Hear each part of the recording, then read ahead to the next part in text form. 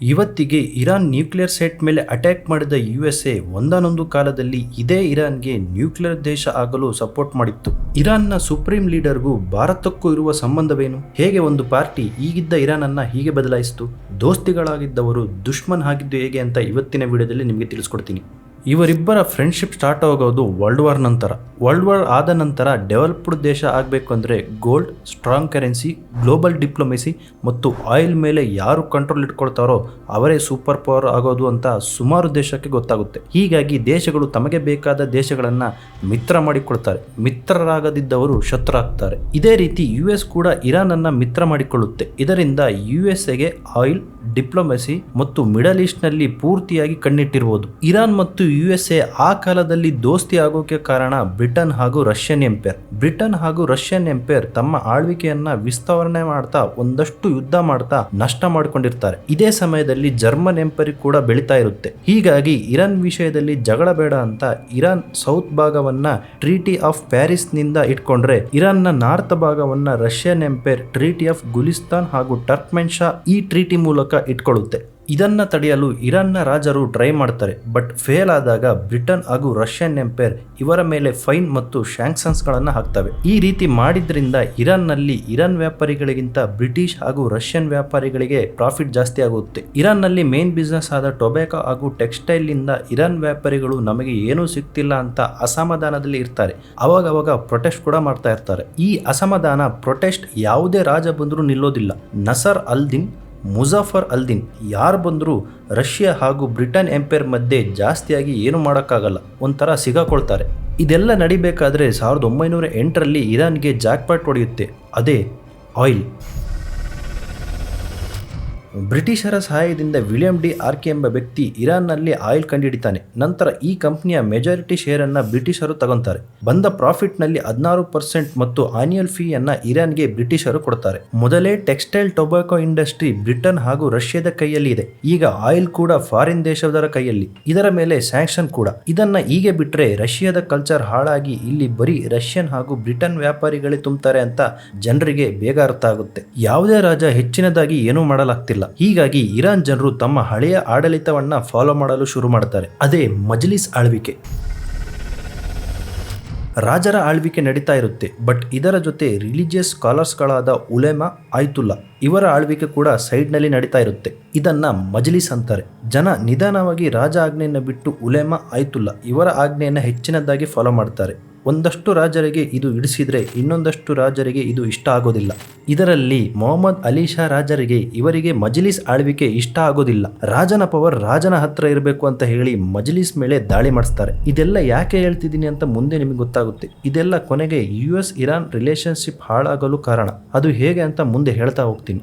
ಮಜ್ಲಿಸ್ ತಮ್ಮದೇ ಆರ್ಮಿ ಮಾಡಿಕೊಂಡು ಮೊಹಮ್ಮದ್ ಅಲಿ ಶಾ ರಾಜನ ಮೇಲೆ ದಾಳಿ ಮಾಡ್ತಾರೆ. ಇದರಿಂದ ತಪ್ಪಿಸಿಕೊಳ್ಳಲು ರಾಜ ರಷ್ಯಾಕ್ಕೆ 1909ರಲ್ಲಿ ಹೋಗ್ತಾರೆ. ಇರಾನ್ ರೂಲ್ಸ್ ಪ್ರಕಾರ ರಾಜನೂ ಇರಬೇಕು, ಮಜ್ಲಿಸೂ ಇರಬೇಕು. ಹೀಗಾಗಿ 11 ವರ್ಷದ ರಾಜನ ಮಗ ಅಹಮದ್ ಶಾ ಖಜರ್ನನ್ನ 1909ರಲ್ಲಿ ರಾಜ ಮಾಡಲಾಗುತ್ತೆ. 11 ವರ್ಷದ ಹುಡುಗ ರಷ್ಯನ್ ಹಾಗೂ ಬ್ರಿಟನ್ ಎಂಪೈರ್ ಆಳ್ವಿಕೆಯಲ್ಲಿ 1909ರಿಂದ 25ರ ತನಕ ಆತ ಮತ್ತು ಜನರು ನಲಗಿ ಹೋಗ್ತಾರೆ. 1909ರಿಂದ 1925ರ ಮಧ್ಯೆ ಒಂದು ಹಿಂಸಾತ್ಮಕ ಘಟನೆ ನಡೆಯುತ್ತೆ. ಅದೇ ವರ್ಲ್ಡ್ ವಾರ್. 1914 1918ರ ತನಕ ವರ್ಲ್ಡ್ ವಾರ್ 1 ನಡೆಯುತ್ತೆ. ಇದು ಹೇಗೆ ಶುರುವಾಯಿತು ಅಂತ ನೀವು ತಿಳ್ಕೋಬೇಕು ಅಂದರೆ ಈ ವಿಡಿಯೋನ ನೋಡಿ ಅಂತ ಹೇಳ್ತೀನಿ.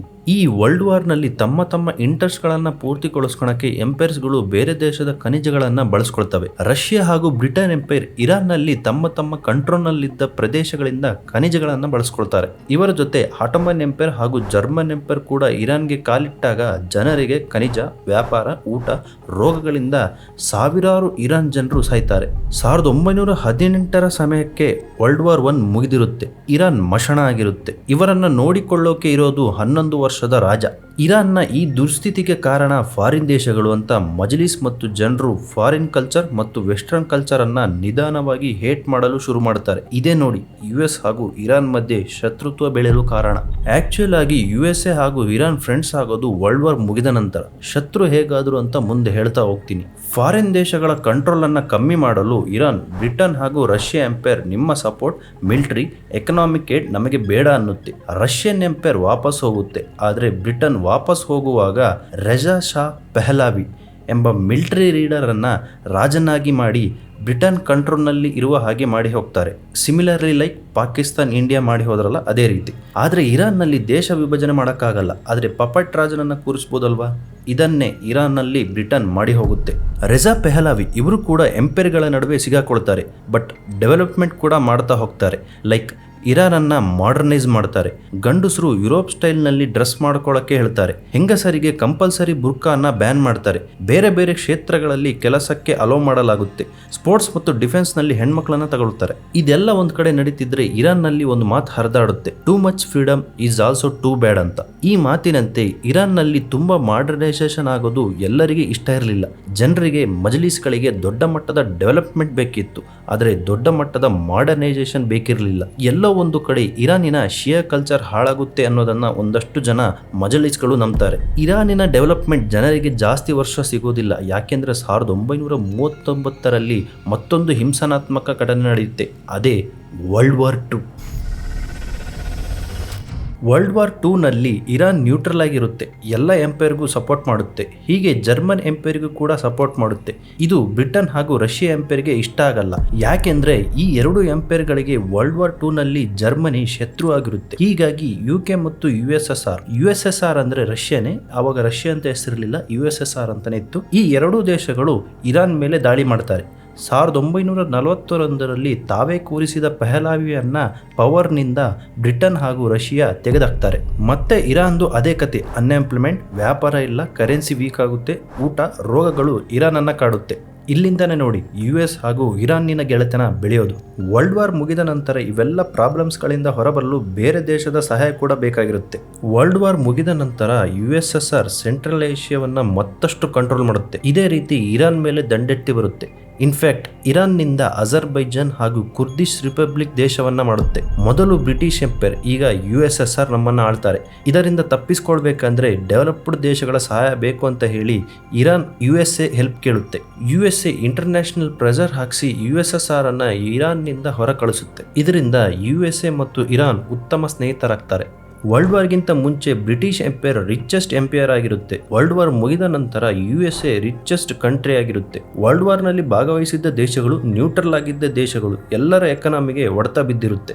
ಬ್ರಿಟನ್ ಎಂಪೈರ್ ಎಕನಾಮಿ ವೀಕ್ ಆಗಿರುತ್ತೆ. ರಿಚೆಸ್ಟ್ ಎಂಪೈರ್ಗಳನ್ನು ನಂಬಲು ಅಸಾಧ್ಯ, ಯಾಕೆಂದ್ರೆ ಎಂಪೈರ್ಸ್ಗಳು ತಮಗೆ ಆದ ಲಾಸ್ ಅನ್ನ ಕವರ್ ಮಾಡಿಕೊಳ್ಳಲು ಯಾವಾಗ ಬೇಕಾದರೂ ರಾಜ್ಯ ವಿಸ್ತರಣೆಗೆ ದಾಳಿ ಮಾಡಬಹುದು. ಆದರೆ ರಿಚೆಸ್ಟ್ ಡೆಮೊಕ್ರೆಟಿಕ್ ಕಂಟ್ರಿಯಲ್ಲಿ ಒಳ್ಳೆಯ ಲೆಜಿಸ್ಲೇಟಿವ್, ಅಸೆಂಬ್ಲಿ, ಜುಡಿಷರಿ ಇರೋದ್ರಿಂದ ನಾವು ಅನ್ಯಾಯಗಳನ್ನು, ವಿಚಾರಗಳನ್ನು ಪ್ರಶ್ನಿಸಬಹುದು ಅಂತ ಹೇಳಿ ಮೆಜಾರಿಟಿ ದೇಶಗಳು US ಕಡೆ ಮುಖ ಮಾಡ್ತವೆ. ಅಮೆರಿಕ ವರ್ಲ್ಡ್ ವಾರ್ ಸಮಯದಲ್ಲಿ ಶಸ್ತ್ರಾಸ್ತ್ರಗಳನ್ನು ಮಾರಿ ಗೋಲ್ಡನ್ನು ಹೆಚ್ಚಿಸಿಕೊಂಡು ಕರೆನ್ಸಿಯನ್ನು ಸ್ಟ್ರಾಂಗ್ ಮಾಡಿಕೊಂಡು ವರ್ಲ್ಡ್ ವಾರ್ II ಮುಗಿದ ನಂತರ ಅಮೆರಿಕ ಸ್ಟ್ರಾಂಗೆಸ್ಟ್ ಎಕನಾಮಿ ಇರೋ ದೇಶ ಆಗಿರುತ್ತೆ. ಎರಡೂ ವರ್ಲ್ಡ್ ವಾರ್ ಮುಗಿದ ನಂತರ Britain empire, Russian empire, Ottoman empire, German empire ಎಲ್ಲವೂ ಕೂಡ ವೀಕ್ ಆಗಿರುತ್ತೆ. ಎಂಪೈರ್ಸ್ಗಳಿಲ್ಲದೆ, ಕಿಂಗ್ಡಮ್ಸ್ ಇಲ್ಲದೆ ಒಂದು ಡೆಮೋಕ್ರಸಿ ದೇಶವಾಗಿ ಅಮೆರಿಕ ಹೊರಬರುತ್ತೆ. ಆ ಟೈಮ್ನಲ್ಲಿ ಇರಾನ್ನಲ್ಲಿ ಸೆಕ್ಯುಲರಿಸಂ ಫಾಲೋ ಮಾಡ್ತಿರ್ತಾರೆ. USA ಡೆಮೊಕ್ರೆಟಿಕ್ ಕಂಟ್ರಿ ಆಗಿರುತ್ತೆ. ಹೀಗಾಗಿ ಇವರಿಬ್ಬರ ಬಾಂಡಿಂಗ್ ಇನ್ನೂ ಜಾಸ್ತಿ ಆಗುತ್ತೆ.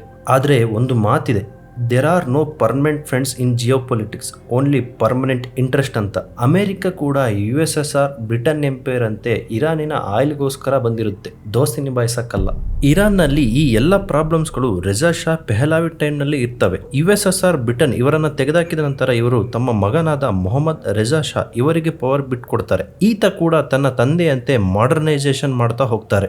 ಈ ಮಾಡರ್ನೈಸೇಷನ್ ಡೆವಲಪ್ಮೆಂಟ್ಗೆ US ಕೂಡ ಸಾಥ್ ಕೊಡ್ತಾ ಹೋಗುತ್ತೆ. ಸುಮಾರು ಲೋನ್ ಅನ್ನ, ಎಕನಾಮಿಕ್ ಏಡ್ ಅನ್ನ, ಮಿಲಿಟರಿ ಸೌಲಭ್ಯವನ್ನ, ಆಯಿಲ್ ಅನ್ನ ಎಕ್ಸ್ಟ್ರಾಕ್ಟ್ ಮಾಡಿ ಮಾರಾಟ ಮಾಡೋದನ್ನ US ಇರಾನ್ನಲ್ಲಿ ಮಾಡ್ತಾ ಹೋಗುತ್ತೆ. ಇರಾನ್ 1951ರ ತನಕ ನಿಧಾನವಾಗಿ ಡೆವಲಪ್ಮೆಂಟ್ ಆಗ್ತಾ ಹೋಗುತ್ತೆ. ತಂದೆ ಮಕ್ಕಳಿಬ್ರು ಇರಾನನ್ನ ಡೆವಲಪ್ಮೆಂಟ್ ಏನೋ ಮಾಡ್ತಾ ಹೋಗ್ತಾರೆ. ಆದರೆ ಇಬ್ರು ಒಂದು ವಿಷಯ ಮರೀತಾರೆ, ಅದೇ ಜನರಿಗೆ, ಮಜ್ಲಿಸಿಗೆ ಡೆವಲಪ್ಮೆಂಟ್ ಬೇಕಿರುತ್ತೆ. ಆದರೆ ಇರಾನ್ ಕಲ್ಚರ್ ನಿಧಾನವಾಗಿ ವೆಸ್ಟರ್ನ್ ಕಲ್ಚರ್ಗೆ ಶಿಫ್ಟ್ ಆಗ್ತಿರೋದು ಇಷ್ಟ ಇರಲ್ಲ. ಇದರ ಜೊತೆಗೆ ರಷ್ಯಾ ಹಾಗೂ ಬ್ರಿಟನ್ ಎಂಪೈರ್ ಅನ್ನ ನಾವು ಬೇಡ ಅಂದಿದ್ದು ಅವರು ಮಿಲಿಟರಿ ಮತ್ತು ಆಯಿಲ್ ಕಂಟ್ರೋಲ್ ಮಾಡ್ತಿದ್ದರಿಂದ. ಕರೆಕ್ಟಾಗಿ ಅಬ್ಸರ್ವ್ ಮಾಡಿದ್ರೆ US ಕೂಡ ಇದೇ ರೀತಿ ಮಿಲಿಟರಿ ಮತ್ತು ಆಯಿಲ್ ಅನ್ನ ಕಂಟ್ರೋಲ್ ಮಾಡ್ತಾ ಇರುತ್ತೆ. ಇದು ಜನರಿಗೆ ಮತ್ತು ಮಜ್ಲಿಸಿಗೆ ಇಷ್ಟ ಇರಲ್ಲ. ಈ ಅಸಮಾಧಾನವನ್ನ ಹೊರಹಾಕಲು ಜನರಿಗೆ ಧ್ವನಿಯಾಗಿ ಬರೋದೇ ಮೊಹಮ್ಮದ್ ಮುಸದ್ದಿಕ್. ಇವರು ಪ್ರಶ್ನೆ ಮಾಡ್ತಾ ಹೋಗ್ತಾರೆ, ಯಾಕೆ ಇರಾನ್ ಆಯಿಲನ್ನು ಫಾರಿನ್ ದೇಶಗಳು ಎಕ್ಸ್ಟ್ರಾಕ್ಟ್ ಮಾಡಿ ವ್ಯಾಪಾರ ಮಾಡಿ ಪ್ರಾಫಿಟ್ನಲ್ಲಿ ನಮಗೆ ಚಿಲ್ಲರೆ ಕೊಡ್ತಾರೆ? ಇರಾನ್ ಇಸ್ಲಾಂ ಒಮ್ಮದ ಲೀಡರ್ ಅಂದರೆ ಬೇರೆ ದೇಶದ ಮಿಲಿಟರಿ ನಮಗೆ ಯಾಕೆ ಬೇಕು? ಹೀಗೆ ಸುಮಾರು ಪ್ರಶ್ನೆಗಳನ್ನು ಮಾಡ್ತಾರೆ. ಹೀಗಾಗಿ ಜನರಿಂದ ಮತ್ತು ಮಜಲಿಸ್ಗಳಿಂದ ದೊಡ್ಡ ಮಟ್ಟದ ಸಪೋರ್ಟ್ ಸಿಗುತ್ತೆ.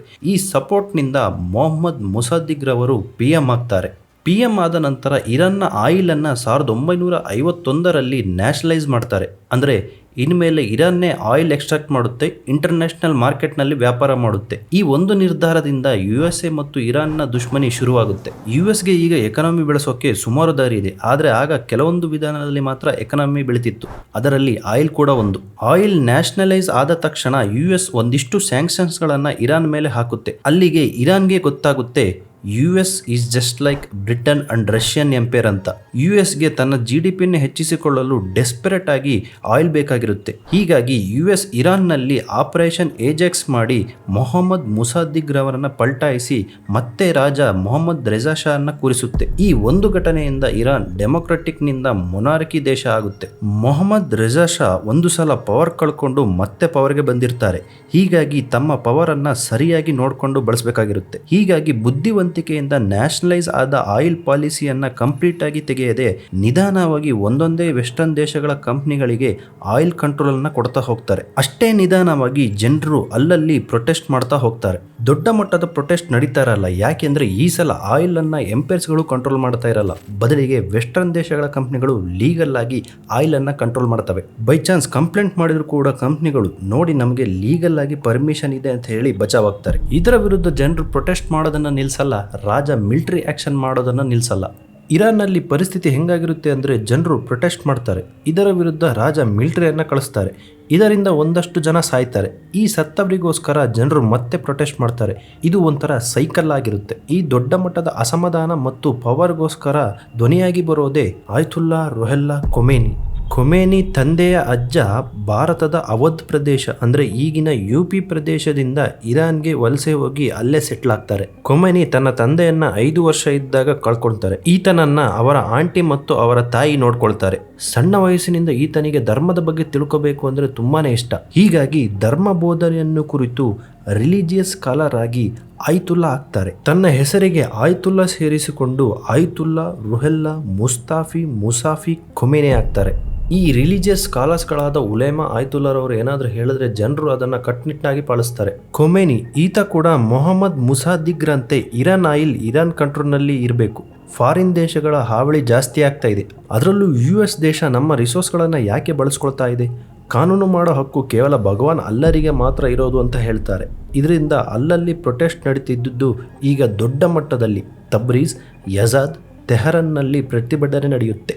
ಮೊನಾರ್ಕಿ ಮತ್ತು USA ವಿರುದ್ಧ ಯುದ್ಧನೇ ನಡೆಯುತ್ತೆ. ಇದರ ವಿರುದ್ಧ ರಾಜ ಮತ್ತು USA ಸೇರಿ ಖೊಮೇನಿಯನ್ನ ರಾಜ ಬಹಿಷ್ಕರಣ ಮಾಡ್ತಾರೆ. ಖೊಮೇನಿ ವಿರುದ್ಧ ಸದ್ದಾಂ ಹುಸೇನನ್ನ US ಬಳಸುತ್ತೆ. ಫ್ರೆಂಡ್ ಆಗಿದ್ದ ಸದ್ದಾಂ ಹುಸೇನ್ ಹೇಗೆ ಶತ್ರು ಆದ ಅಂತ ವಿಡಿಯೋ ಬೇಕಿದ್ರೆ ಕೆಳಗಡೆ ಕಮೆಂಟ್ ಮಾಡಿ, ಇದರ ಮೇಲೆ ಕೂಡ ಒಂದು ವಿಡಿಯೋ ಮಾಡ್ತೀನಿ. ಕೊನೆಗೆ 1979ರಲ್ಲಿ ಆಯತುಲ್ಲಾ ರುಹಲ್ಲಾ ಖೊಮೇನಿ ಪವರ್ಗೆ ಬರ್ತಾರೆ. ಇದನ್ನೇ ಇರಾನಿಯನ್ ರೆವಲ್ಯೂಷನ್ ಅನ್ನಲಾಗುತ್ತೆ. ಈ ರೆವಲ್ಯೂಷನ್ನಿಂದ USA ಮತ್ತು ಇರಾನ್ ಹಾರ್ಡ್ ಕೋರ್ ಶತ್ರುಗಳಾಗುತ್ತಾರೆ. ಈತ ಬಂದ ಮೇಲೆ ಇರಾನ್ನಲ್ಲಿ ವೋಟಿಂಗ್ ನಡೆಯುತ್ತೆ. 98% ಜನ ರಾಜರ ಆಳ್ವಿಕೆ ಬೇಡ ಅಂತ ವೋಟ್ ಮಾಡ್ತಾರೆ. ಇರಾನ್ ಒಂದು ಥರ ಕಮ್ಯುನಿಸ್ಟು ಅಲ್ಲ, ಡೆಮೊಕ್ರಸಿ ಮೊದಲೇ ಅಲ್ಲ. ಒಂದು ಥರ ಧರ್ಮದ ಆಧಾರ ಇಟ್ಕೊಂಡು ಆಳ್ವಿಕೆ ಮಾಡಲಾಗುತ್ತೆ. ಅವತ್ತಿನಿಂದ ಇವತ್ತಿನವರೆಗೂ ಕೂಡ ಈ ರಿಲಿಜಿಯನ್ ರೂಲೇ ನಡೀತಾ ಇದೆ. ಈತ ಹೊಸ ರೀತಿಯ ಆಳ್ವಿಕೆಯನ್ನು ಶುರು ಮಾಡ್ತಾನೆ. ಅಲ್ಲಾ ಭಗವಾನ್ ಪ್ರಮುಖ, ನಂತರ ಸುಪ್ರೀಂ ಲೀಡರ್, ಇವರ ಕೆಳಗೆ ಪಾರ್ಲಿಮೆಂಟ್ ಅಸೆಂಬ್ಲಿ ಬರುತ್ತೆ. ಪೀಸ್ ಹಾಗೂ ಸೆಕ್ಯೂರಿಟಿಯನ್ನು ನೋಡಿಕೊಳ್ಳಲು 5 ಡಿಪಾರ್ಟ್ಮೆಂಟ್ಗಳಿರ್ತವೆ. ಈ ಥರ ಸಿಸ್ಟಮ್ನಿಂದ USAಗೆ ಆಯಿಲ್ ಸಿಗದ ಕಾರಣ ಸ್ಯಾಂಕ್ಷನ್ಸ್ ಮೇಲೆ ಸ್ಯಾಂಕ್ಷನ್ಸ್ ಹಾಕುತ್ತೆ. ಇರಾನ್ನಿಂದ ಆಯಿಲನ್ನು ಬೇರೆ ದೇಶಗಳು ಖರೀದಿಸುವುದರ ಮೇಲೆ ಪ್ರೆಷರ್ ಹಾಕುತ್ತೆ. ಮಿಲಿಟರಿ ಹಾಗೂ ಎಕನಾಮಿಕ್ ಏಡನ್ನು ನಿಲ್ಲಿಸುತ್ತೆ.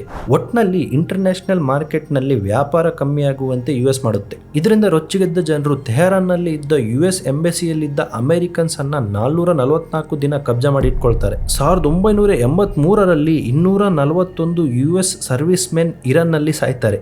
ಇದರಿಂದ 1984ರಲ್ಲಿ US ಇರಾನ್ ಒಂದು ಆತಂಕವಾದ ದೇಶ ಅಂತ ಘೋಷಣೆ ಮಾಡುತ್ತೆ. ಇದರಿಂದ US ಜೊತೆ ಮತ್ತಷ್ಟು ದೇಶಗಳು ಸೇರಿ ಇರಾನ್ ಮೇಲೆ ಸ್ಯಾಂಕ್ಷನ್ಸ್ ಹಾಕುತ್ತೆ. ಸ್ಕ್ರೀನ್ ಮೇಲೆ ನೀವು ನೋಡಬಹುದು, ಇಷ್ಟೊಂದು ಘಟನೆಗಳಿಂದ US ಹಾಗೂ ಇರಾನಿನ ಶತ್ರುತ್ವ ಹೆಚ್ಚಾಗ್ತಾ ಹೋಗುತ್ತೆ. USAಗೆ ಬೇರೆ ದೇಶಗಳು ಡಿಡಾಲರೈಸೇಷನ್ ಮಾಡಿದ್ರೆ, ಗೋಲ್ಡ್ ಅನ್ನ ಹೆಚ್ಚಿಸಿಕೊಂಡ್ರೆ, ಆಯಿಲ್ ಮೇಲೆ 100% ಕಂಟ್ರೋಲ್ ಇಟ್ಕೊಂಡ್ರೆ, ಕೊನೆಗೆ ನ್ಯೂಕ್ಲಿಯರ್ ಪ್ರೋಗ್ರಾಮ್ ಡೆವಲಪ್ ಮಾಡಿದ್ರೆ ಇಷ್ಟ ಆಗಲ್ಲ. ಆಯತುಲ್ಲಾ ರುಹಲ್ಲಾ ಖೊಮೇನಿ 1989ರಲ್ಲಿ ಸತ್ತ ನಂತರ ಅವರ ಶಿಷ್ಯ ಆಯತುಲ್ಲಾ ಅಲಿ ಖಮೇನಿ ಇರಾನ್ನ ಸುಪ್ರೀಂ ಲೀಡರ್ ಆಗಿ ಇರಾನನ್ನ US, ಇಸ್ರೇಲ್, ಮಿಡಲ್ ಈಸ್ಟ್ನಲ್ಲಿ ಪವರ್ಫುಲ್ ಆಗಿ ಮಾಡಲು ನ್ಯೂಕ್ಲಿಯರ್ ಪ್ರೋಗ್ರಾಮ್ ಅನ್ನು ಇರಾನ್ನಲ್ಲಿ ಟ್ರೈ ಮಾಡಲಾಗುತ್ತೆ.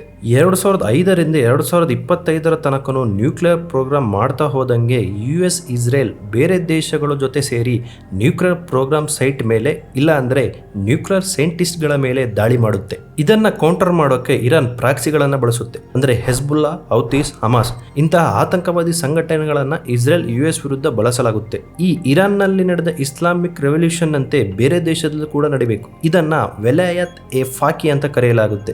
ಇದಕ್ಕೆ ಪ್ರಾಕ್ಸಿಗಳನ್ನ ಬಳಸಲಾಗುತ್ತೆ. ಹೀಗಾಗಿ ಇರಾನ್ಗೆ ಇಸ್ರೇಲ್ USA ಮಾತ್ರ ಶತ್ರು ಅಲ್ಲ, ಬೇರೆ ಮುಸ್ಲಿಂ ಕಂಟ್ರಿಗಳು ಕೂಡ ಇವರಿಂದ ದೂರ ಇರಲು ನೋಡ್ತಾರೆ. ಅಡ್ವಾನ್ಸ್ಡ್ ನ್ಯೂಕ್ಲಿಯರ್ ಪ್ರೋಗ್ರಾಮ್ ಅನ್ನ ಮುಂದೋಗಕ್ಕೆ ಬಿಡಲ್ಲ. ಹೀಗಾಗಿ USA, ಇಸ್ರೇಲ್ಗೆ ಕೆಲವೊಂದು ದೇಶಗಳು ಡೈರೆಕ್ಟ್ ಆಗಿ ಸಪೋರ್ಟ್ ಮಾಡಿದ್ರೆ, ಇನ್ನ ಕೆಲವೊಂದು ದೇಶಗಳು ಇಂಡೈರೆಕ್ಟ್ ಆಗಿ ಸಪೋರ್ಟ್ ಮಾಡ್ತವೆ.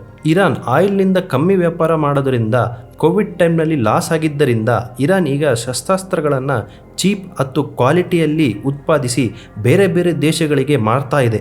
ದೇಶದ ಡಿಫೆನ್ಸ್ಗೋಸ್ಕರ ಆಯುಧಗಳನ್ನು ಬೇರೆ ಬೇರೆ ದೇಶಗಳು ಪರ್ಚೇಸ್ ಮಾಡ್ತವೆ. ಆದರೆ ಕೆಲವೊಂದು ದೇಶಗಳು ತನ್ನ ಹೆಜಿಮನಿ ಬಲ ಪ್ರದರ್ಶನ ಮಾಡಲು ಆಯುಧಗಳನ್ನು ಪರ್ಚೇಸ್ ಮಾಡ್ತವೆ. ಇವರ ಜೊತೆ ಆತಂಕವಾದಿ ಸಂಘಟನೆಗಳಿಗೂ ಕೂಡ ಆಯುಧಗಳನ್ನು ಇರಾನ್ ಸಪ್ಲೈ ಮಾಡುತ್ತೆ. ಇರಾನ್ ಇಸ್ಲಾಮಿಕ್ ರೆವಲ್ಯೂಷನ್ ನಡೆದಿದ್ದು unemployment, oil control, too much modernisation ವಿರುದ್ಧ. ಆದರೆ ಈ ರೆವಲ್ಯೂಷನ್ ಆದಮೇಲೆ ಈ ಎಲ್ಲ ಪ್ರಾಬ್ಲಮ್ಸ್ಗಳು ಹಾಗೇ ಇವೆ. ನೀವು ಸ್ಕ್ರೀನ್ ಮೇಲೆ ನೋಡ್ಬೋದು, ಈ ಪ್ರಾಬ್ಲಮ್ಸ್ಗಳು ಇನ್ನೂ ಹಾಗೇ ಇವೆ. ಇನ್ಫ್ಯಾಕ್ಟ್ ಇನ್ನೂ ಹೆಚ್ಚಾಗಿವೆ ಅಂತಲೇ ಹೇಳ್ಬೋದು. ಆಗ ಸ್ಪೋರ್ಟ್ಸ್ ಡಿಫೆನ್ಸ್ನಲ್ಲಿ ಭಾಗವಹಿಸುತ್ತಿದ್ದ ಹೆಣ್ಣು ಮಕ್ಕಳಿಗೆ ಈಗ ಫ್ರೀಡಮ್ ಇಲ್ಲದಂತಾಗಿದೆ. ಹೀಗಾಗಿ ನಿಧಾನವಾಗಿ ಈ ಇಸ್ಲಾಂ ರೆವಲ್ಯೂಷನ್ ಅನ್ನ ಜನರು ಬೇಡ ಅಂತಿದ್ದಾರೆ. US ಆಗಲಿ ಇರಾನ್ ಆಗಲಿ ಒಂದು ಮೆಸೇಜ್ಗೆ ಹೊಡೆದಾಡ್ತಿದ್ದಾರೆ. US ತಾನು ಎಷ್ಟು ಸ್ಟ್ರಾಂಗ್ ಅನ್ನೋ ಮೆಸೇಜ್ಗೆ ಹೊಡೆದಾಡಿದ್ರೆ, ಇರಾನ್ ನಾವು ಯಾವುದಕ್ಕೂ ಬೊಗ್ಗೋದಿಲ್ಲ, ಮುಸ್ಲಿಂ ಒಮ್ಮಕ್ಕೆ ನಾವೇ ಲೀಡರ್ ಅನ್ನೋ ಮೆಸೇಜಿಗೆ ಹೊಡೆದಾಡುತ್ತೆ. ಇವರಿಬ್ಬರ ಯುದ್ಧ ಒಂದು ಕಡೆ ಆದ್ರೆ, ಇಡೀ ಪ್ರಪಂಚದಲ್ಲಿ 110ಕ್ಕಿಂತ ಹೆಚ್ಚು ಯುದ್ಧಗಳು ನಡೀತಾ ಇವೆ. ಇದರ ಬಗ್ಗೆ ತಿಳ್ಕೋಬೇಕು ಅಂದ್ರೆ ಈ ವಿಡಿಯೋವನ್ನ ನೋಡಿ ಅಂತ ಹೇಳ್ತಾ ಈ ವಿಡಿಯೋವನ್ನ ಇಲ್ಲಿಗೆ ಮುಗಿಸ್ತಾ ಇದ್ದೀನಿ. ಅಲ್ಲಿವರೆಗೂ ನೋಡ್ತಾ ಇರಿ fact convoy YouTube channel. Thank you.